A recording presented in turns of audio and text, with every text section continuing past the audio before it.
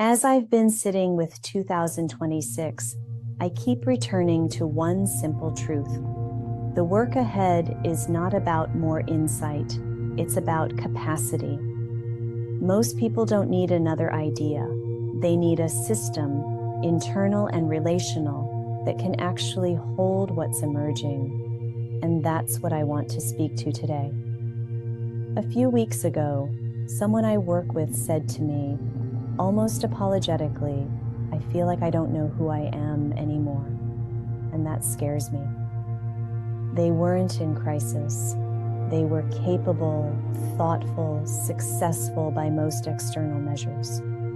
What they were naming was identity strain. They were trying to remain who the system expected them to be while the system itself was changing. I hear this everywhere right now. People aren't exhausted because they're doing too much. They're exhausted because they're trying to stay the same in a world that's reorganizing itself. And this is where I want to be very clear. This isn't confusion, it's emergence. But emergence doesn't feel good at first. It feels destabilizing, especially when your identity, role, or sense of contribution has been tightly defined.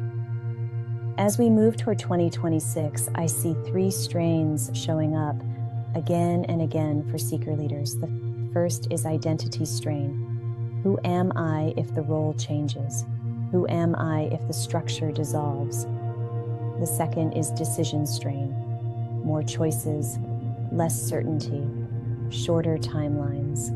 The mind keeps trying to figure it out, but the terrain is no longer linear. The third is uncertainty strain, not momentary ambiguity, but prolonged not knowing, the kind that pushes people toward urgency or false certainty just to feel stable again. If this resonates, I want you to hear this clearly. You are not failing. You are being asked to develop a new set of capacities.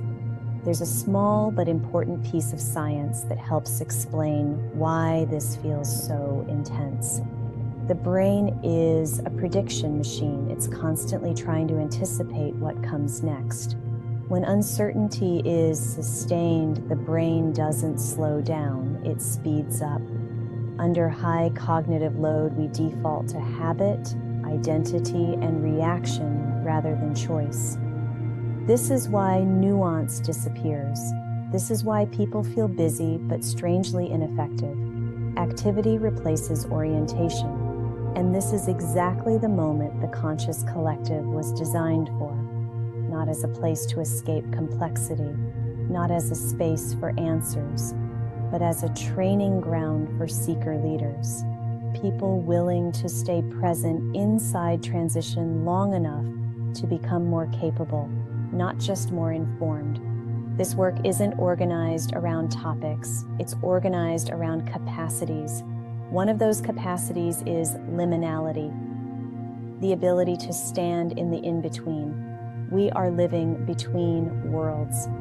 Old structures, roles, identities, assumptions are loosening. New ones are not yet fully formed. The instinct here is to rush toward answers. But the capacity being trained now is the ability to pause without disengaging, to sense what is ending and what is emerging, to lead from the threshold rather than from reaction. Another essential capacity is somatic intuition. Intuition isn't mystical, it's bodily intelligence, the ability to sense pattern, timing, and coherence before the mind can explain it. When systems become nonlinear, the mind alone can't model outcomes fast enough. Intuition becomes primary navigation, not to replace thinking, but to integrate it. Without the body, cognition accelerates without coherence. Another capacity is tolerance for uncertainty. Uncertainty is no longer an exception, it's the terrain. Security will not come from external guarantees. It will come from internal anchoring, from practices that regulate the nervous system and reconnect us to what's real. And finally, perception itself must expand. Much of what we see in the world right now, polarization, reactivity, emotional charge, comes from narrowed perception under stress.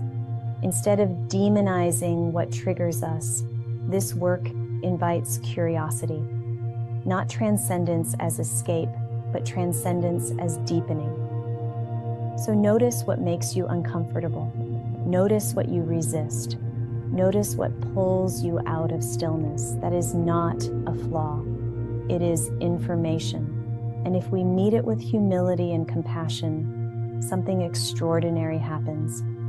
The same force that is breaking systems apart is also giving birth to a deeper source of love within us, a love that can hold complexity without closing. If you remember nothing else, remember this.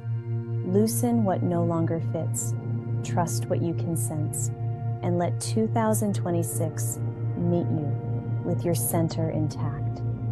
This isn't confusion, it's emergence, and learning how to stand inside it is the work of our time.